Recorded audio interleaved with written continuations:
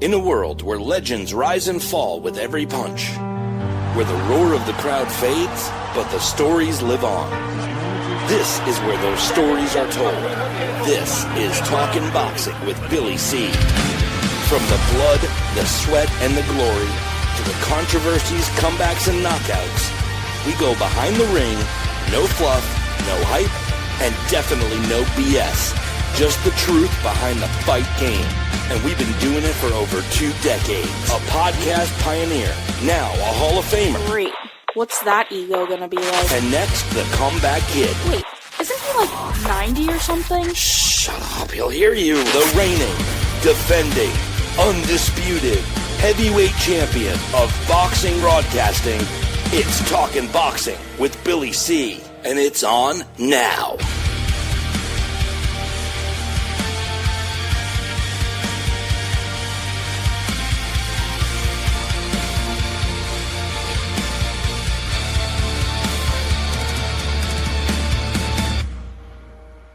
And we're coming to you live from the Billy C Studios in snowy Lake George, New York. I'm Bill Calogero, and it's time for the Billy C Show. Good morning, good day, good evening, whenever you're watching and whenever you're listening.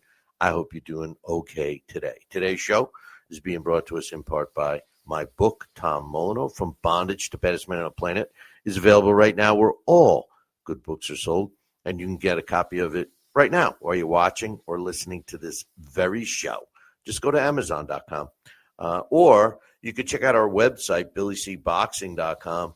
I meant to check to see if that there's a sale directly from the publisher. And I think it's going on through the end of this month. So check that out.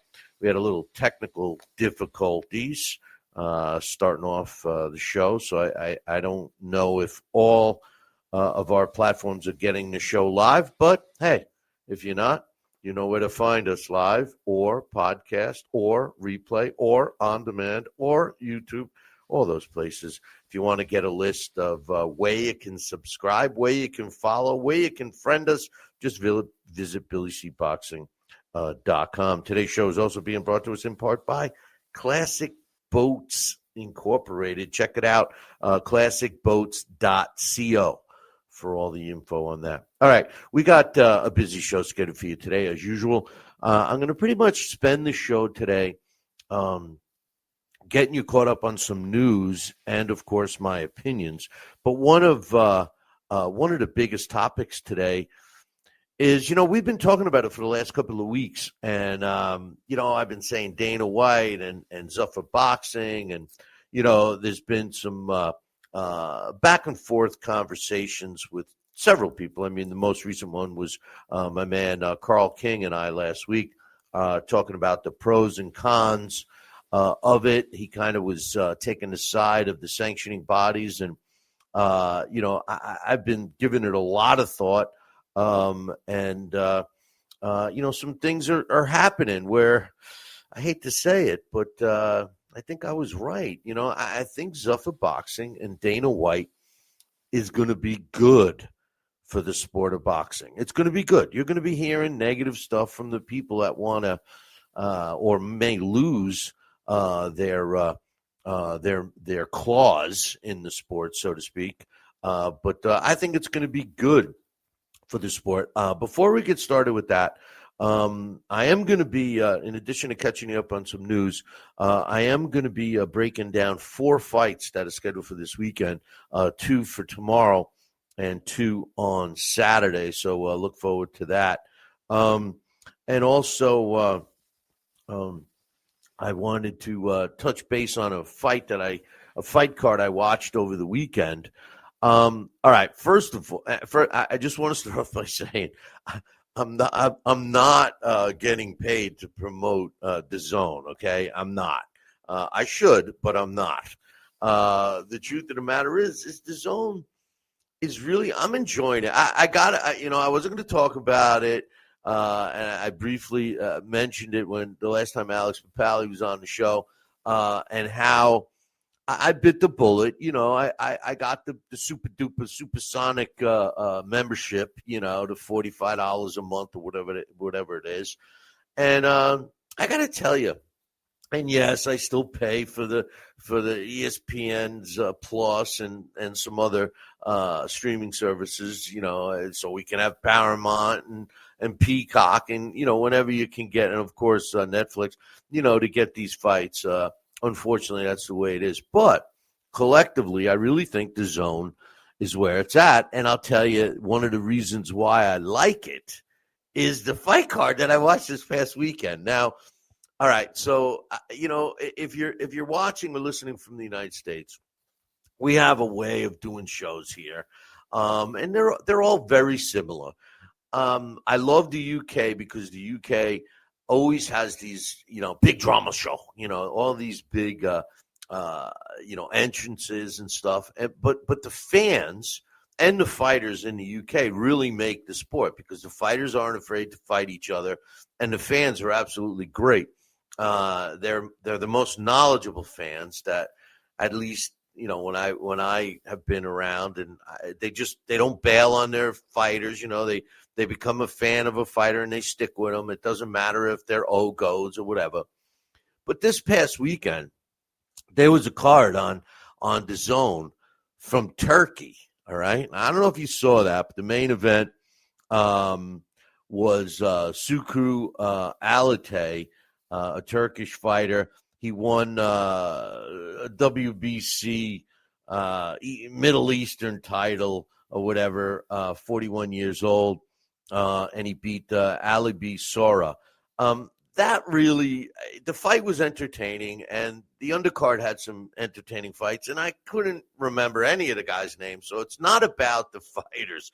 It was about the card and how first of all, the fans loved it, all right? I don't know how often they put shows on in Turkey, but the one thing I noticed was that, a fighter gets, he wins the fight, and they got him standing in the ring, and they start coming out with all these like awards, right? Like first a trophy, then a gold medallion around their neck, then like this, commemorative dish, like those like a big dish that you'd put on the trophy rack or something, and then a big like picture with a bow on it, and they're handing them. It was like they're holding all this stuff, and then. The best part of it all was they started giving it to the guy who lost too. It was like everybody gets a trophy, and it was pretty crazy for me to see that because I think sports in general, everybody gets a trophy kind of ruins it. You start teaching kids everybody gets a trophy. You don't have to be competitive. You don't have to and I'm not a fan of that, but. It was pretty interesting to see, and it was professional. It wasn't like amateurs. I mean, you see that with amateur fighters, but this was pro. The announcer was crazy. My point is, I love being able to watch fights from all over the world in the afternoon, right, live, and it's just something great. And if you don't, take advantage of that, you're missing out. But in any event. Zuffa boxing. Here's the thing, all right? They're busting out of the gate, TKO and Zuffa boxing. Now, TKO boxing, and Zuffa, they're basically the same. TKO is the parent company. So we got cards back to back to back. Their first one is being held in Las Vegas this weekend, January 23rd. As a matter of fact, I'm going to be it's Friday. I'm going to be breaking down a couple of the fights. One fight on that card, and there's another card tomorrow night too. Then in 2 weeks, February 1st, at the same location, the UFC Apex in Las Vegas, they're doing another one that will be February 1st, and then a third one on Valentine's Day, February 14th, all in the same location. And they'll all be televised on Paramount. Now, the thing is there's some pretty decent cards. We're going to be talking about those a little bit later. But, it just seems – and remember what I said, boys and girls. I said that, what we were witnessing on the undercard of Turki Al-Rashid's shows. I said, keep an eye on these young fighters because I think that they're going to become the pool of fighters that Zuffa Boxing builds. Part of his evil plan to take over boxing. But he's going to build up a pool of young fighters. And then, as time goes on, the current champs and the big name guys will retire and, they'll all be. So I said, yeah, this whole thing will probably take, 5 or 6 years to materialize and it's going to be good. Well, guess what? I was wrong. It's going to be quicker. You know why? Because they're signing some big names. It was announced this past week that Jai Opetaia, in my opinion, the best cruiserweight in the world, signed a contract with Zuffa Boxing. And, oh, by the way, they said, how Dana White's been saying, we will not honor any of the other sanctioning body titles. We're not going to work with other promoters. We also said last week, that's BS because they're going to have to work with the other promoters because eventually the promoters who just want the do-re-mi, they're going to want to flock to wherever they can get paid. And if Turki Al-Rashid is involved and there's some money being thrown around, and make no mistake, TKO, TKO Boxing, the main company that owns WWE and the UFC, they have plenty of money, so it makes sense. So Jai Opetaia announced, because people were a little nervous, they're saying, he wants to unify the titles. He's got the ring belt. He's got another belt, I believe, the IBF. And it was announced today. Guess what? When he fights under Dana White's banner, he'll be able to defend his titles. There you go. There'll be sanctioning fees on there. There'll be other promoters involved, so it's all about the money in boxing. But what will eventually happen is that they'll be fighting for the Zuffa belt. Yeah, I saw some pictures of it. It looks kind of cheesy, to be honest with you. Hey, before I continue with the Zuffa Boxing comment, Anthony Joshua is back in the gym. As you know, he was involved in that car crash after his beatdown of Jake Paul, in which two of his friends were killed. And, he basically didn't want anything to do with boxing anymore, blah, blah, blah. But he's back in the gym, and he's using it as, a mental repair. So I just wanted to pass that along. So here's the other part of Dana White and Zuffa Boxing, because you're saying, ooh, Jai Opetaia. I said that. I said, ooh, Jai Opetaia, right? But guess who is rumored to sign with him now? How about Usyk? Yeah, there's some inside information, and it's being touted, as you're going to hear it soon, that Oleksandr Usyk is going to sign on with Zuffa Boxing, which is amazing to me. All right, it's amazing because doesn't he have a collection of belts too? But now that no one has to lose their belt, you're going to see it.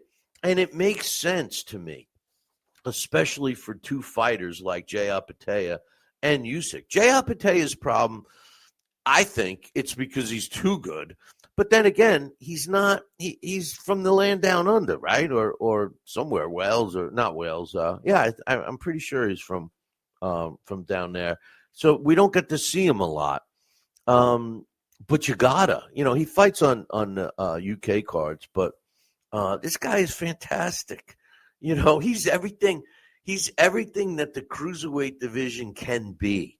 And the thing is if this guy unifies the titles, obviously Gilberto Ramirez is fighting, David Benavidez, and he's got a belt, Gilberto. And McKillian, who just won his belt, he's got a belt. So, we have some really good fights, considering Gilberto Ramirez against David Benavidez, the winner of that fight, Jai Opetaia, McKillian, Jai Opetaia, and it's all being done under Zuffa Boxing with Turkey Al-Rashid. I mean, look, let's face it. The king of boxing promotions for years was the king himself, Don King, and King Promotions. And who else was up there? Of course, Bob Arum and Top Rank. But I mean, no disrespect, but Bob Arum and Don King are well into their 90s. Don King, it does not look like King Promotions, Don King Promotions is going to continue after Don hangs up the gloves. You never know, but it doesn't look likely from my information. As far as Bob Arum and Top Rank, well, he's going to pass that off to his daughter and son-in-law. And then look, you got Eddie Hearn, right? He took. He got it from his dad. He's a young guy, and I like Eddie Hearn. I think he's good for the sport. You got Oscar De La Hoya, who's a young guy and was in the driver's seat for the longest time, but I don't know what's happened to him. I'll get to that in a little bit later, but it's like he's holding his breath and stomping his feet. It sounds like other promoters don't want to work with him anymore. So who knows about that? And then you got Frank Warren, Queensberry Promotions. These are the promoters I'm naming that have been around. And now his son is kind of stepping forward to take some over. So you're starting to see a change, is my point.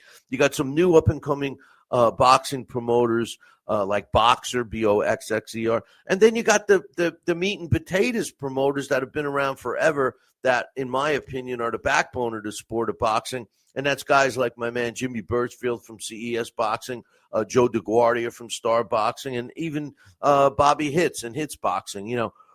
These guys, they're building up some stuff for the younger fighters. But the big guys, the guys with the money that we're used to putting on the big shows, and Turkey Al-Rashid's in the mix now, there's a changing of the guard. I really think the more I think of it, the more I really break it down in my head, this is all being timed perfectly. And I was saying to myself this morning, I go, really, I mean, can we all say that it was just a coincidence that Dana White is hitting on all cylinders here? Or maybe we got to start giving this cat some credit. He did the same thing with UFC. He's a no-nonsense guy. He doesn't give a rat's ass whether anybody likes him or not. But he seems to be getting the job done. And if he signs and seals and delivers Oleksandr Usyk to be part of his promotional company, his fight league, so to speak, and he's already got Jai Opetaia, and they got a whole bunch of young fighters. I mean, what's preventing them from doing it? I think it's good. Look. My main man, Mike Silva, you hear me talk about all his books all the time. I'm going to have him on. I just finished his When in Doubt, Stop the Bout book, which was great. And he and I were talking on the phone several weeks back about this very subject. And, he was saying, look, if he's got I'm not going to give away what I know he wants to talk about on the show. So I won't. But some of the things that he was agreeing with me on with Dana White is he said, look, I mean, why are people standing in the way and opposing it? If it can help the sport, let's support it. If it doesn't help the sport, we don't lose anything because the sports will be in the same position it is right now. It's a win-win situation. And by the way, to further this talk of Usyk potentially signing on with TKO, it was rumored that they're looking to get him on YouTube so he can get a record-breaking, break the record for views. But the more you break it down and you start seeing like Zuffa Boxing, their deal with Paramount, right? Their deal with Paramount Plus. We all know that Netflix wants to be a player. Now YouTube wants to be a player. It all means that sets of eyes are watching our sport, okay? And I believe that it's up to a good promoter or a collection of good promoters to take advantage of that market, those markets, those eyes. So you're going to start to see more commercials and more advertising geared to these, millions and millions of people that are watching it. And that's what grassroots promoting is all about. I'd mentioned guys like Jimmy Birchfield and CES Boxing and Joe DeGuardi and Bobby Hitz, those three promoters specifically. And listen, they're not the only three. There's plenty of them around. It's just that, I know them personally and am closer to their shows. And the thing is that's the backbone. Those kinds of shows build up fighters, and, the more, and that's how they are able to survive. They sell advertising locally, to wherever, the fight cards are happening. Joe is in, the New York scene. Bobby Hitz, is in the Chicago scene. Jimmy Birchfield's in New England. He's got New England soda. So, I mean, these guys have created over the years. This isn't overnight. Over the years, they've created, sponsors and advertisers and fans, that go to watch all their fights. And, that's a small, club show, local markets. But guess what? Zuffa Boxing all of a sudden is in a driver's seat to be global. To have the same stuff, the amount of if they can put on the fights, and you see, boys and girls, this is why I feel so strongly about Dana White and his Zuffa Boxing is going to succeed because they're going to put on these fights. Okay, look, let's talk again real quick about Oleksandr Usyk, right? Here it is. Up until we heard that he was going to sign with Zuffa, what did we hear? We heard pretty much, and from himself too, by the way, pretty much that he was fighting Deontay Wilder, right? Not so fast, Baba Louie, because it was announced today that it looks like Deontay Wilder and Derek Chisora are going to be fighting in April in the UK, and it's almost signed, sealed, and delivered. So what does that do? Whoa, could that potentially be setting up the fight that we want to see? Usyk against AJ KBL? I mean, KBL deserves a fight against Usyk. Usyk traditionally has fought the best out there. Deontay Wilder's a bum. He's finished.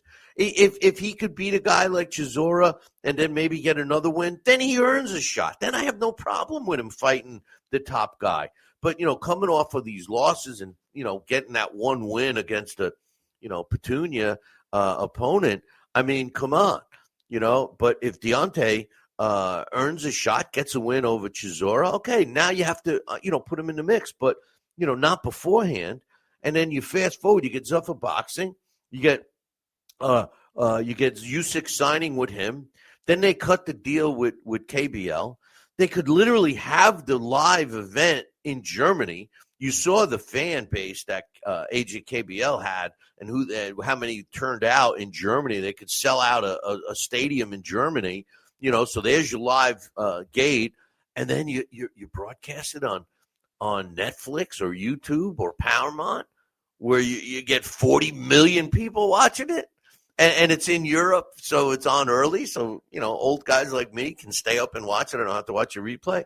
Look, it's happening, all right? It's happening before our eyes because one of the things that you can't keep track of, at least because of the speed at which it changes, is technology. My grandparents, when you look back at that era, people say, oh, though, that age group, they saw so much in the world, so much change. When my grandparents came from Italy, they were still, even though there were cars and trucks, they were still delivering ice by horse and buggy in the city, in New York City, because a lot of people had ice boxes. They didn't have refrigerators, and it would put a big chunk of ice in there, and that would keep stuff fresh. So my grandparents got to see that. To a man on the moon, computers, email, color TV. I mean, all these changes from the time they were kids. So you say, wow, that generation really saw a lot. They saw the wars, World War II and all the change that took place. Think of this generation now. Think of my generation. My kids are, mid to late 30s. They never were alive when there were cords on TV, on telephones. Every phone they ever had was cordless. I remember getting the first cordless phone.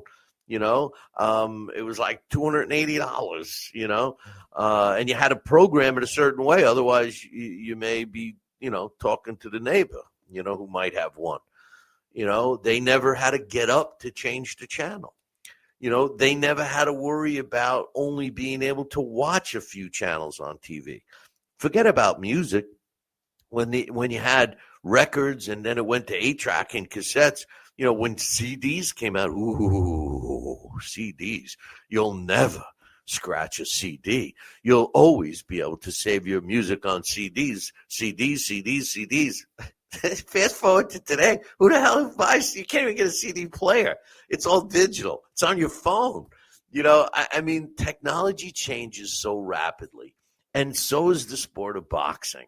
And, I think that some of these changes are happening so quickly that a lot of people don't realize it. I'm telling you right now that the reason why, when we had Boxing Bob Newman on here a couple weeks ago, and, he was giving us a report about the conventions of the sanctioning bodies, and they were all trying to, join forces to fight the evils of boxing. But guess what? I don't care how they spin it. And Carl made a good point, just like Suleiman did, about, a young fighter, dashing his dreams by not letting him fight for a world title. Well, it goes back to the show I told you guys about in Turkey. Does everyone deserve the title? Does everyone deserve the trophy? Does everyone deserve the plaque? I mean, no, they don't. In boxing, you should have one champ, for each division. Okay, so we can't only have 8 divisions anymore. So you have 16, 17 divisions. Fine. But at least only give us one champ. I mean, the truth of the matter is in the 40s and the 50s, and even well into the 70s, and then you could say for the heavyweight division, but, you could go up to anybody on the street and ask them, who the world champion is, and they would know. They would know a world champion, and, when Mike Tyson hit the scene, everybody knew who Mike Tyson was. I'm talking anybody, some little old lady pushing, a shopping cart, you could ask her and she would know. Today, you could ask a guy at a gym. You could be sitting next to a guy at a ball game, at a baseball, a football, basketball game, whatever, and ask them, and they won't know. Because there's too many. I mean, I can't even name all the champions. Come on. So I think that if we can get it back to competitive fights earlier on, so you're weeding out the wannabes and the never will be's, and you're advancing the better fighter each time. Okay, so by the time the two guys get to fight for a title, or two girls, they're already established and quality fighters. So the champion naturally will rise to the top and be the best. It won't just be a belt holder. There'll be a legitimate champ. Today you hear fighters say it's easy to win a title, it's hard to keep it. Well, if you have to climb the ladder, it's going to be hard to get it, and it will be easier to keep because, yes, you're going to be fighting better people, but you have to assume that you truly are the best in that division if you've already climbed the ladder. I think it's got the potential to be good for the sport, be good for the fans, and get boxing back into the mainstream of sports. Look, it's the perfect time. Football, Look, I'm a boxing, football, and baseball fan. I'm not sorry, coach. I'm not super into hockey. I like watching hockey live, but I don't really follow it that much. And basketball as well. I mean, I like watching basketball live, but, I very rarely watch either on TV, let alone golf or something like that. So, speaking on football and baseball perspective, football's getting hard to watch, man. I can't stand the antics. They get a first down and they're cheering. I got a first down. Well, that's what you're supposed to do, man. You score a touchdown, they all do a dance. They all, it's like this big celebration. You're supposed to. That's what you're supposed to do. You're supposed to get touchdowns and score and win. I mean that's the rules. So it's becoming individualized instead of team oriented. Baseball's the same way. They hit the home run, flip the bat, watch it.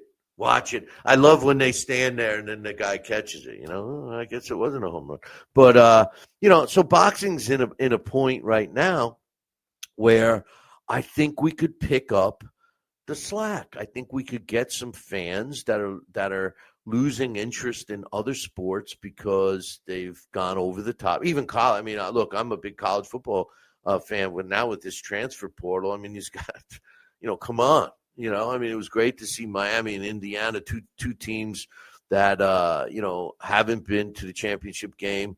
I don't think Indiana ever was, but Miami was during its time. But I mean, it was good to see that, but, anyway, boxing's in a good spot if this works. And I'm going to support it. Because I think that in the long run, it's going to be good. I'll tell you what's not good.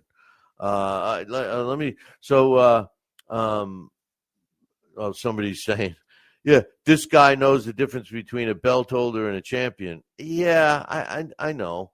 He's saying not too many boxing podcasters have grasped that. Hey, listen, I'm glad I caught that. I know we're getting a lot of comments passing by. This is King KO the Great. That's his handle. Thank you for the accolades. But listen, dude, I mean, you just hit on something that really bothers me. Yes, we started 23 years ago. Can you believe that, boys and girls? We're in our 23rd year. We started 23 years ago as a podcast. We were one of the first podcasts, any podcast, let alone boxing, right? But we strove to get – our big goal was to get on TV – actually, our big goal was to get on the radio, terrestrial radio, and then we ultimately found ourselves on TV and stuff, and we had a really, really good run. In hindsight, we should have continued to build the podcast because now, I take not even a full year off, and it's like, we're climbing the ladder again. We're like these fighters. We're telling you that I'm talking about, And the truth of the matter is, because nobody watches, all the networks that we were on 3 different TV networks. They're all none of them do it anymore because of streaming. Everybody does the streaming. So and the radio stations, what, does anyone listen to radio anymore? I mean, I listen to Sirius, and they already got a show. My man Randy Gordon's on the show on Sirius, but in any event, some other news, I was talking about Oscar De La Hoya and having some problems. Did you catch that Virgil Ortiz is suing Oscar De La Hoya? Apparently there's a lot of animosity because of the fight that they can't make against Boots Ennis. And some of the highlights of this lawsuit is contract termination right. Ortiz's team claims that they have the right to just end the contract because Golden Boy's DAZN streaming agreement expired, and so that must have been a part of the contract. Another thing is failed fight negotiations. They're talking about the Boots Ennis. That's right. My main man John is saying, or as I would say, doesn't know a left hook from a fish hook. That's right. You know, you want to see some of the old shows, some of the broadcasts that we did, go up onto LDL TV, man, to my man John. I'm waiting for him. I'm waiting for us to go back on there, but I might have some big news for everybody pretty soon. So just hold that thought. But anyway, failed fight negotiations. They're using this to try and terminate the contract with Ortiz and Golden Boy because the Boots Ennis fight did not happen. Violation of contractual mandates, lack of transparency, blah, blah, blah. You know, so I don't know if you caught this, but they had this fight all signed, sealed, and delivered, except Oscar De La Hoya didn't agree to the terms. Now, from what I understand, it was a 60-40 split in Boots' favor. 60-40 split in Boots' favor, with the winner getting, if I recall correctly, I think it was a 5% boost, right? An additional 5% on top, right? Well, you know, Oscar De La Hoya he felt, so in my opinion, this was Eddie Hearn throwing back to Oscar De La Hoya what Oscar was saying that he wanted, that he felt that Ortiz was the guy, was the A side, so to speak. So he deserved the 60-40. But it was never on paper. Eddie Hearn and Matchroom put it on paper with Boots Ennis as the 60-40 guy. So logic would say, well, Oscar, come back.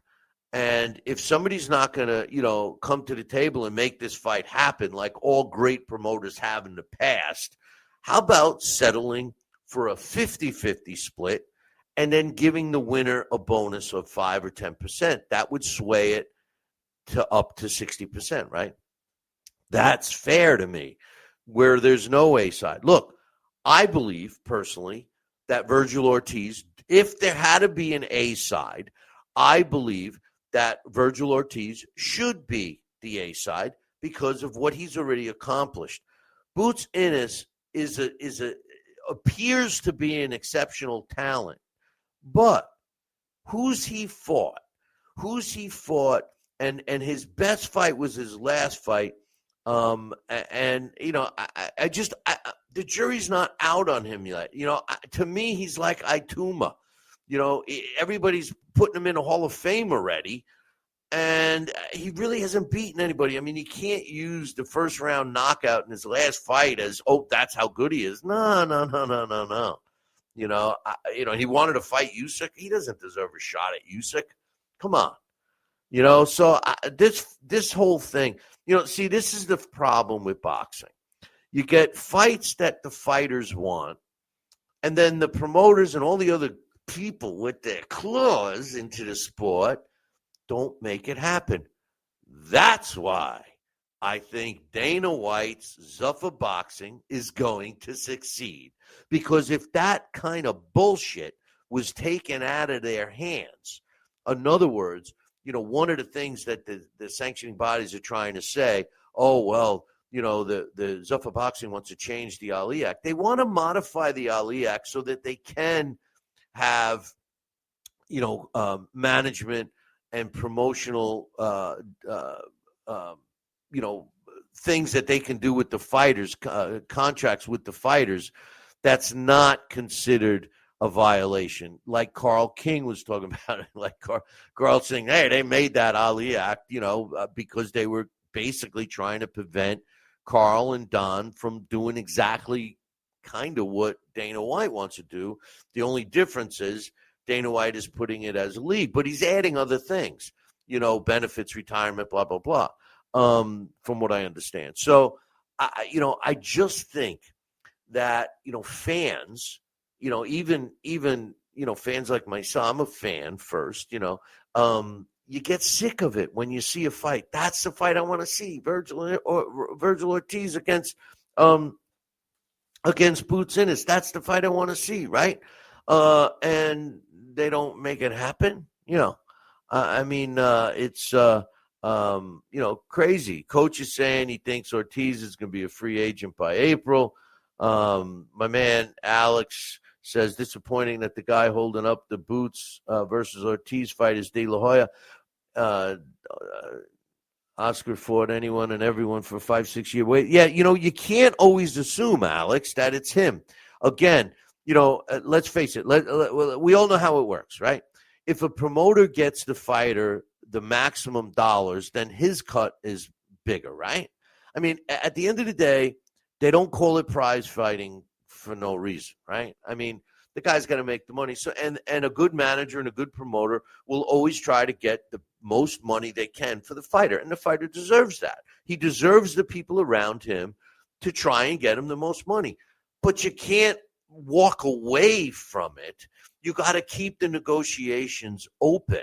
Oscar came and publicly said, this deal's off because I'm not taking it. Well, no. I mean, look, let's face it. How many times has a promoter said the deal is off and then the next day the contract is signed?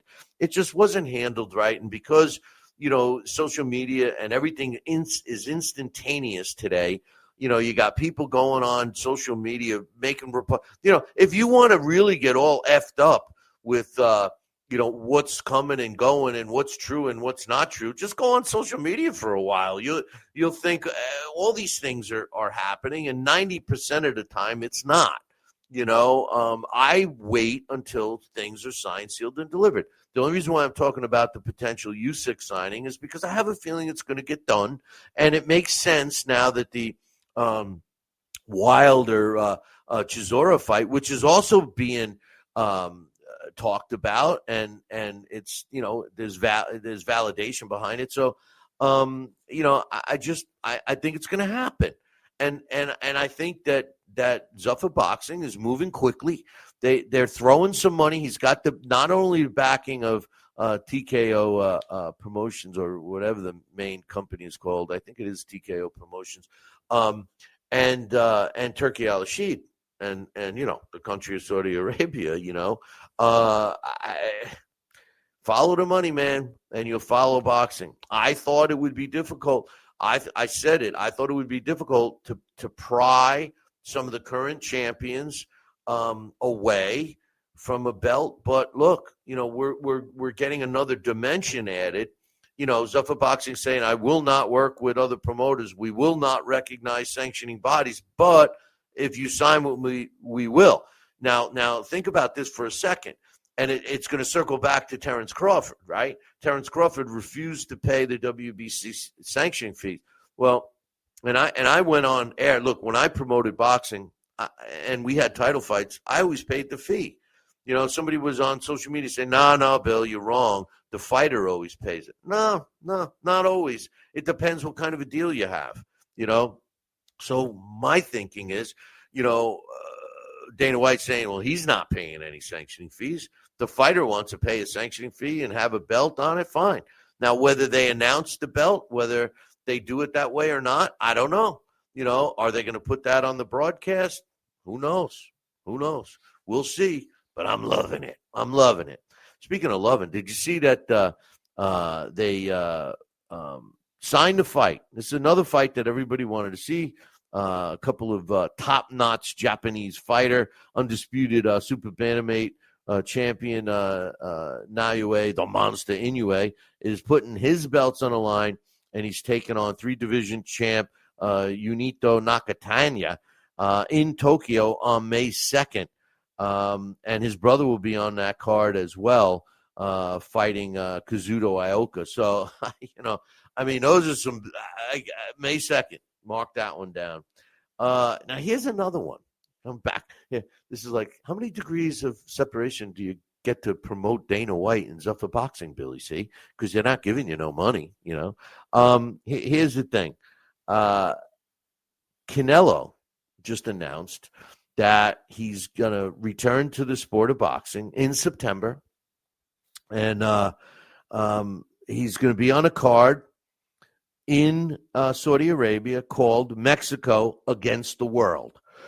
So we don't know who the opponent is, but apparently they do. They're just waiting to announce it.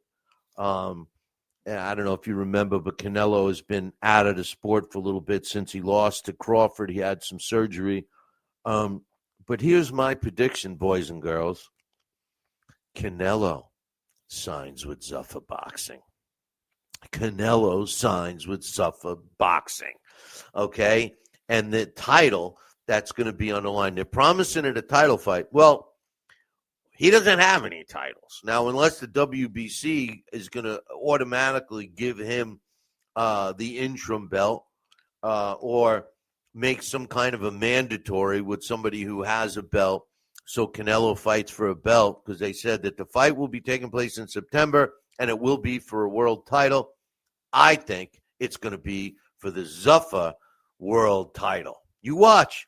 And then now you get Canelo, you get Usyk, you got Jai Opetaia, 3 big names, quality fighters. I know a lot of people won't say that about Canelo, but facts are facts. 3 quality fighters, 3 name fighters, and 3 fighters that can sell. Basically, Jai Opetaia can sell. If you watch him, you'll want to see him again. Usyk is just, he's just a master. So people want to watch him, and Canelo draws. Canelo sells. You watch. King KO says, I hope Paramount and DAZN can work together. If not, we'll be back with the network politics we had between Showtime, HBO, and DAZN. Well, I don't know about that. I don't know about them working together. But I will tell you this. I don't think DAZN has a problem with being part of a streaming service event, because the fight that I saw now granted, it wasn't Canelo and it wasn't Usyk, it wasn't a top notch card, but that fight I told you, that very entertaining card from Turkey. Oh, and by the way, the other part I left out is all the music and the dancing.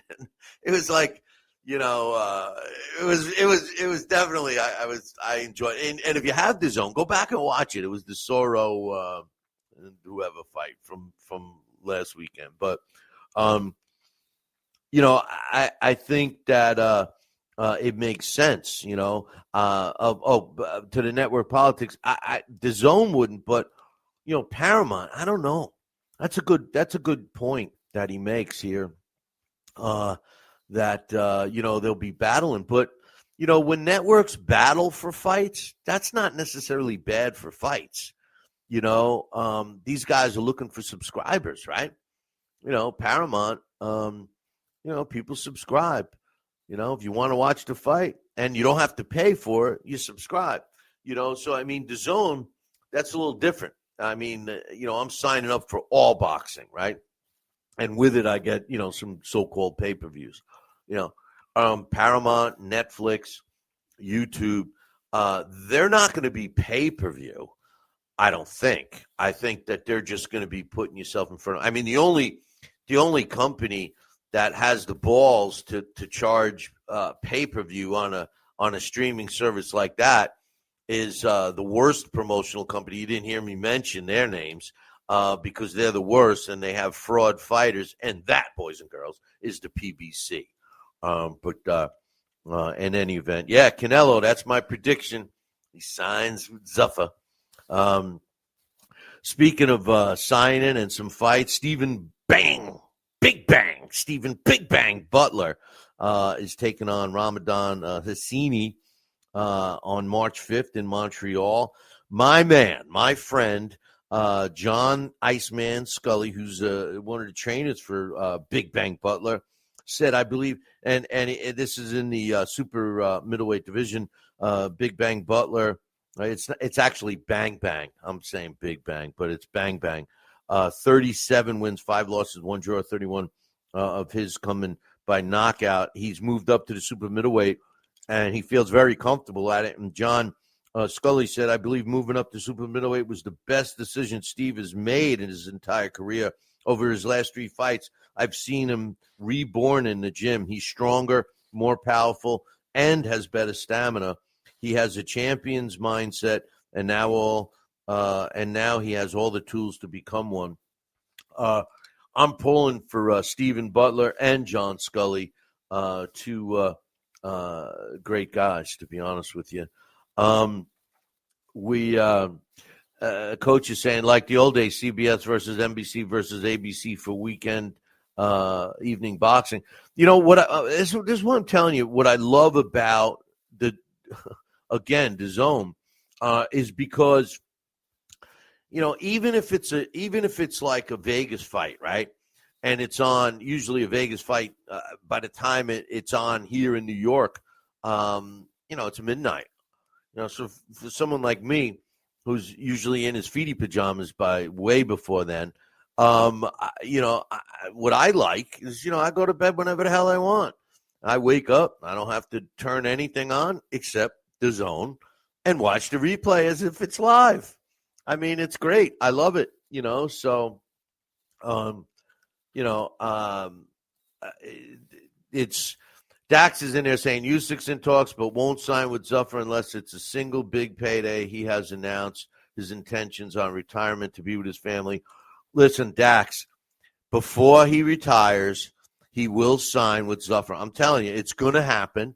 It makes sense. He's going to get a lot of money, you're gonna see it. And I don't agree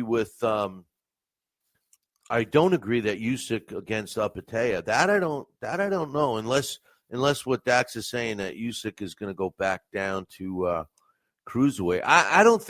I think we're going to see Usyk fight KBL as a Zuffa boxing. It's going to be on a streaming service, and he's going to get a humongous payday.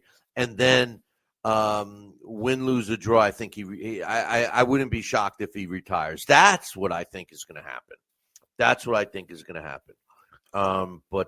Right. And that's what Coach is saying, and Dax is agreeing that Usyk gets a Zuffa big payday, a goodbye fight. Yeah, but he's going to fight KBL. You watch. Anyway, speaking of streaming, they got Top Rank is going to be streaming the junior middleweight title unification fight between Alexander Zayas and Abbas Baru, which is taking place Saturday, January 31st. And that's going to be on their Fast channel, Top Rank Classics Fast channel, which I saw online. I watched a fight on it. I think I watched one of the fights from Japan on there. Again, the broadcast starts at 5:30, but here's the thing. The January 31st is a busy day, busy for boxing, man. Not only, and this is a good fight, Baru going against Zayas. I mean, it's a really good fight. But we also have on that day a couple of title fights in the junior middleweight division. Bakram Maslov against Josh Kelly. That's a good fight. Nur Turhan against Tyler Jensen. Gentzen. That's an IBF title fight. That's on the 31st. Then don't forget Teofimo Lopez and Shakira Stevenson. Huge fight on the 31st. And the undercard there is Carlos Adames against Austin Williams. That's another title fight. And Bruce Carrington against Carlos Castro. Another title fight. See what I mean? We got lots of titles. That's on the 31st. So you're going to have a lot of stuff to pick on that one. Then, of course, on the channel that has all the boxing, the Zone, you got, Owen Cooper, 11-1, 4 knockouts in the welterweight division, and Konstantin Urso, 14-0 with 6 knockouts. They're both fighting for the vacant British welterweight title on February 28th. So a lot of stuff is coming up. Coming up. We got my man John from LDL is telling me that Tio Lopez is training in Pompano. That's cool. Speaking of Stacey, I got to get him on. I told him I would get him on. He was inducted into the Florida Boxing Hall of Fame when I was in last year, By the way, John, it's like I'm talking to John on the phone here. I got to get with you. I want to. I'm going to probably be down there in June, so we'll talk about that. Anyway, remember Captain Marco Huck? Was a cruiserweight champion for forever, and then he got into the heavyweight division. Well, guess what? He's making a comeback. Yeah, he wants to join in the reindeer games too. Marco Captain Huck, 43 wins, 5 losses, and a draw, is coming back. His last fight was in 2024 when he beat a heavyweight, but had to end because he got hurt. Before that, he fought 4 years earlier in 2020 when he beat Dennis Lewandowski.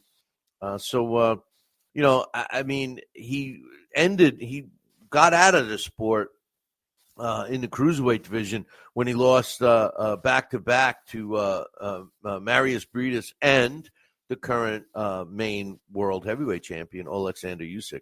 But really, he reigned as the top cruiserweight in between 2009 and 2014. So we'll see what happens with that. But Dax is saying Opetaia wants one more fight at cruiserweight, then he wants to be a heavyweight. I don't know if he's big enough. Look, all these guys say the same thing. They all want to move up to heavyweight. Well, there's a reason, because of the money, right? But these guys aren't big enough for today's heavyweights. I mean, okay, Deontay Wilder, he's not a 240-pounder, but he is tall, and he does have freakish power. Don't get me wrong. I still think he's a one-trick phony. I said it right, phony. But Jai Opetaia is a very talented fighter, extreme boxing skill. Theoretically, you could say, okay, he could outbox, a big fighter, a bigger fighter in the heavyweight division. Usyk's not going to be there forever. Usyk's going to have his fight like we're talking about, and then he's going to walk away. He was a he was a freak. He's not the norm. He's a freak. He's a quality fighter. You're not going to see another Usyk for, if ever, but definitely not for a long time. So the rest of those heavyweights are all big guys, I still think you're going to see Daniel Dubois again. I still think so. But all right, I'm going to break down a couple of fights here to close out this show because next week we're going to probably be going a little longer with all the big fights we got on slate. So be ready for that. On Friday, we got a fight, which is an interesting fight, actually. Will be on DAZN, and it features Jose Tito Sanchez going up against Jesus Eduardo Ramirez Rubio as the main event. When you look at Jesus Eduardo Ramirez Rubio, or just Jesus Ramirez Rubio, he's got an impressive record: 23 wins, 4 losses, and 3 of his fights was a draw. 17 of his 23 wins by way of knockout. In his 4 losses, all by knockout. He's in the featherweight division. The computer ranks him at number 214. He's not ranked anywhere else. He's got 30 pro bouts, which is 16 more than his opponent. He's got 68 more rounds at 136. His knockout ratio is about 74%. He's an orthodox fighter, 30 years old, 5'7". He's a little tall. He's from Mexico.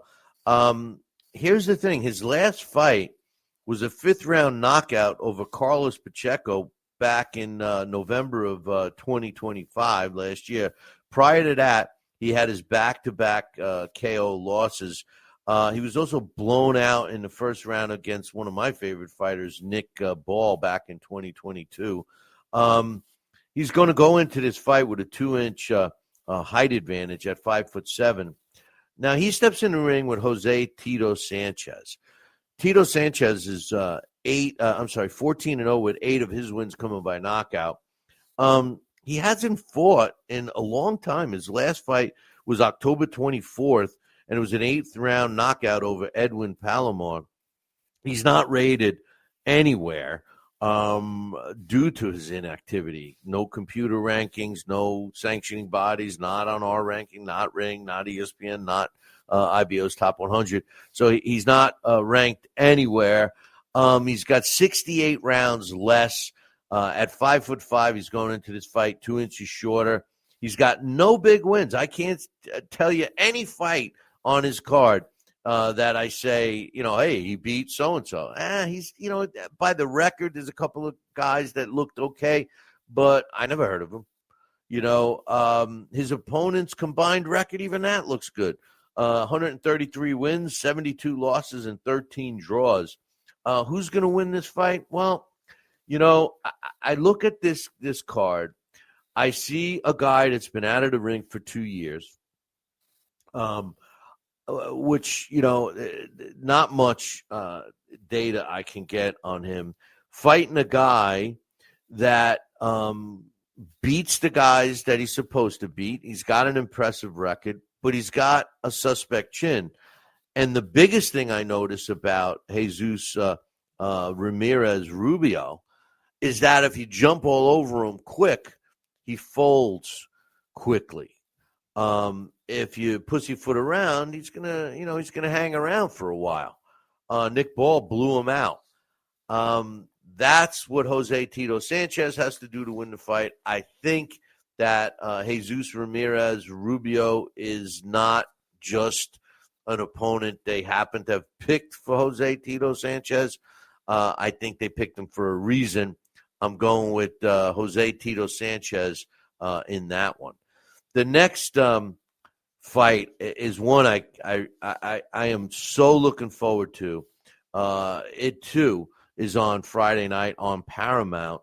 This is one of Zuffa Boxing's cards, and this features Callum Walsh going up against Carlos Ocampo. Callum Walsh, young fighter, really promising looking guy. He's 15-0 with 11 knockouts.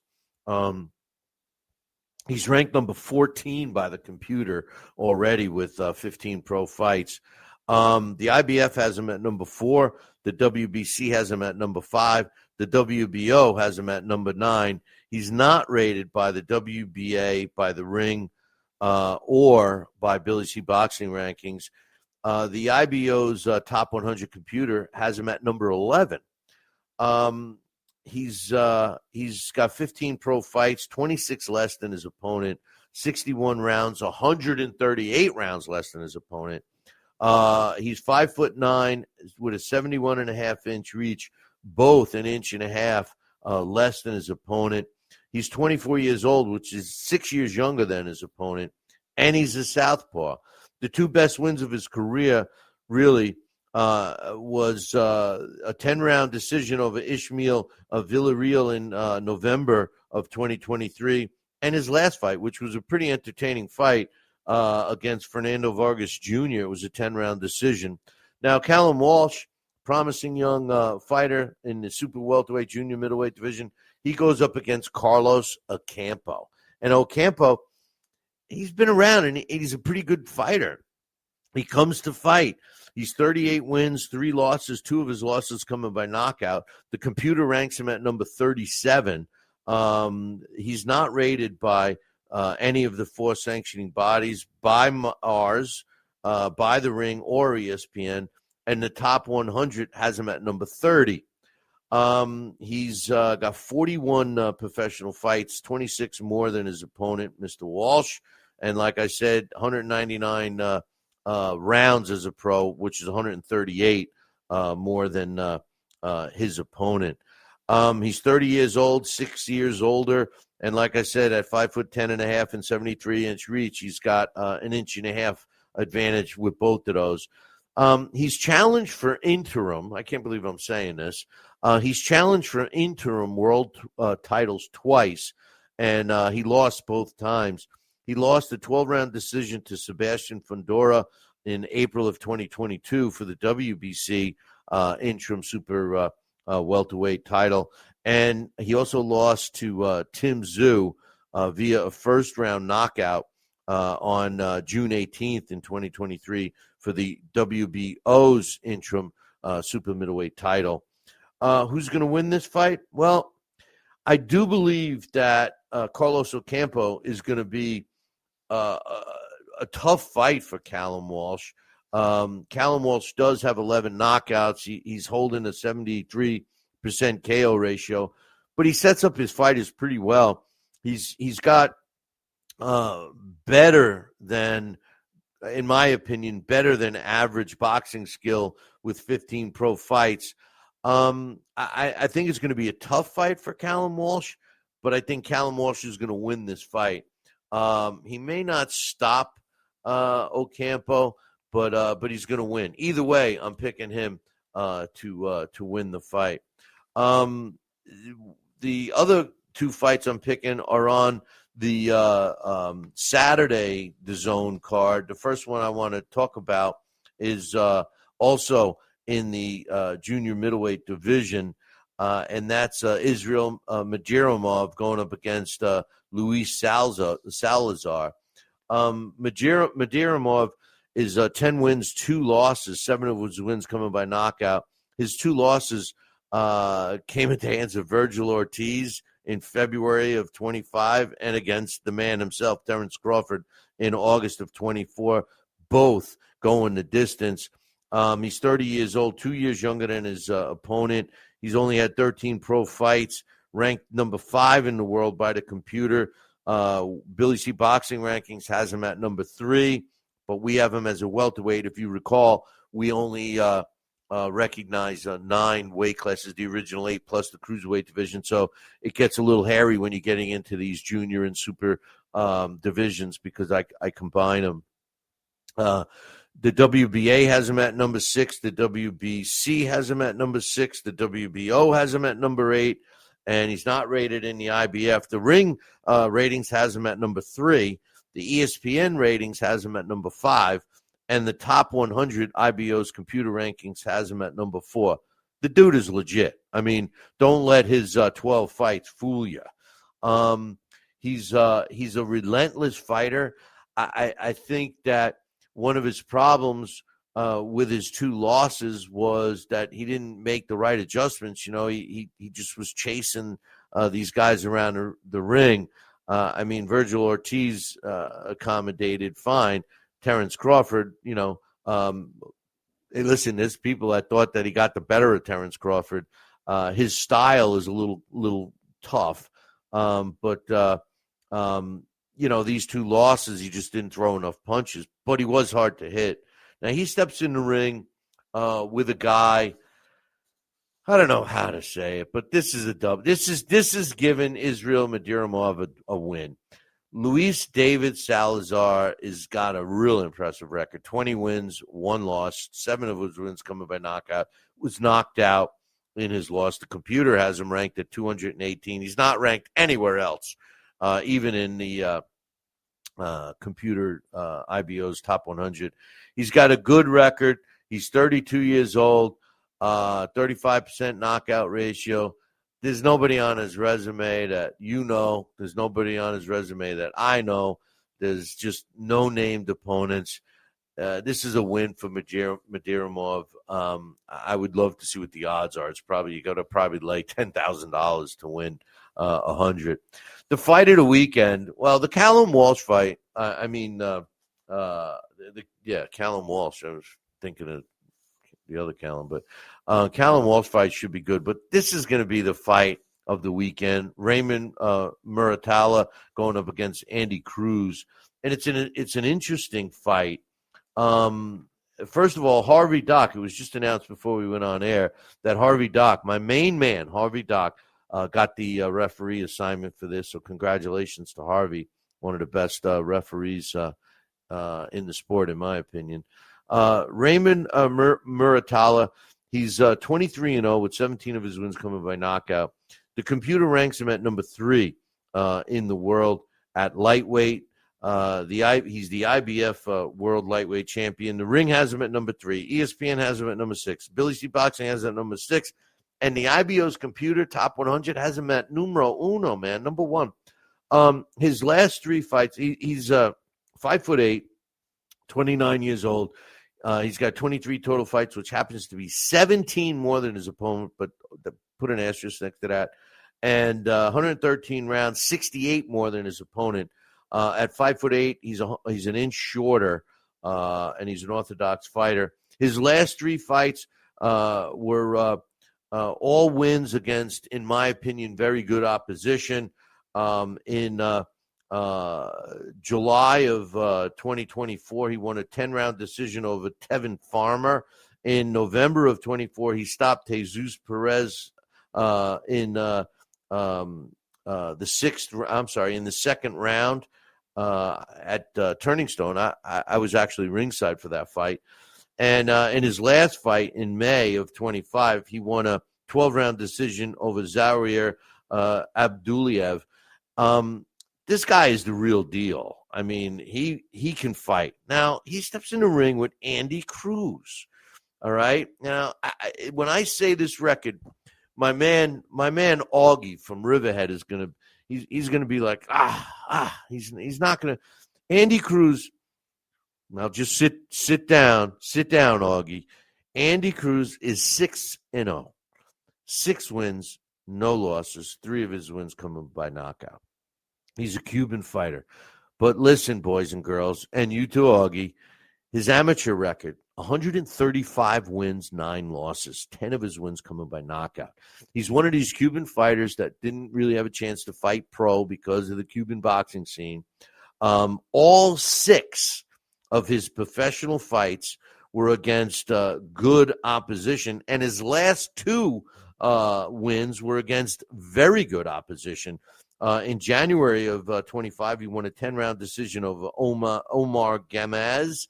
And in June of 25, he did a 5th-round stoppage over Hironi Mishiro. 2 very good fighters. The computer has him at number 14. The IBF has him at number 1. He's not rated by our rankings, by the WBC, WBO, or the WBA. However, the Ring has him at number 5. ESPN has him at number 5. And the IBO's Top 100 has him at number 9. Andy Cruz is a good fighter. I just think Muratalla is better. But I love this fight. I'm picking Muratalla. I just think that, I think that Muratalla has got some pop. And from what I see with some of these young Cuban fighters, excuse me, that have super extended amateur careers and limited pro careers, they don't like bang opposition, fighters that are roughing them up, fighters that are going to the body specifically. And Muratalla can do that.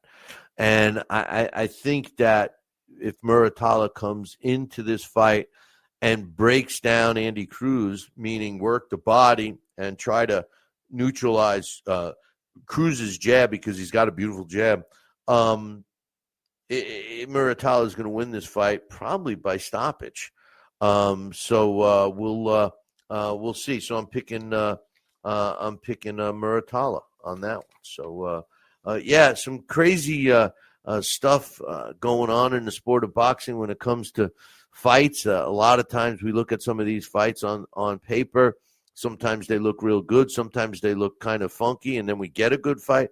But in closing, I just want to say that I'm siding with Dana. I'm siding with Dana White. I just have a feeling that we're going to get some super surprises from big name fighters that aren't United States fighters. See, that's going to be the other thing. And don't be surprised if a guy like, Tyson Fury, even though he's got contracts with Queensberry and stuff, don't be surprised if something happens where he's fighting on those cards too. Look, Dana White's long-term game plan is to, get the other sanctioning bodies out of the mix. The promoters he could care less about. It's the fighters. So unless what's going to probably happen is promoters are going to permit their fighters, part of their contracts, to be part of Zuffa Boxing's league. It's going to be interesting to see how Zuffa Boxing handles it. If Dana White says, no, that's not going to happen, then you're going to revert back to the pool of young fighters that I believe that they're building up right now as we speak with Turki Al-Rashid. So, you sprinkle in a couple of big names, you throw them some cash out, goodbye money fights, and next thing you know, you're getting people watching, and you're developing young fighters. So now people know who these fighters are, and they become value. And it works. It's business 101, boys and girls. Well, listen, I appreciate you tuning in. And next week, like I said, we expect maybe the show to go a little longer because of all the big fights we're going to break down. I'm going to break them all down next week, all the big fights.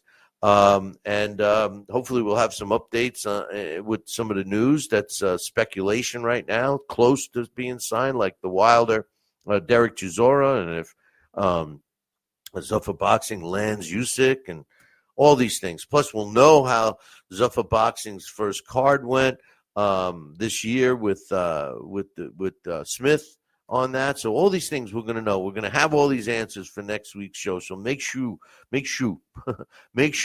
you tune in next week. Same bat time, same bat channel. Until then, I leave you with this. Ciao, baby.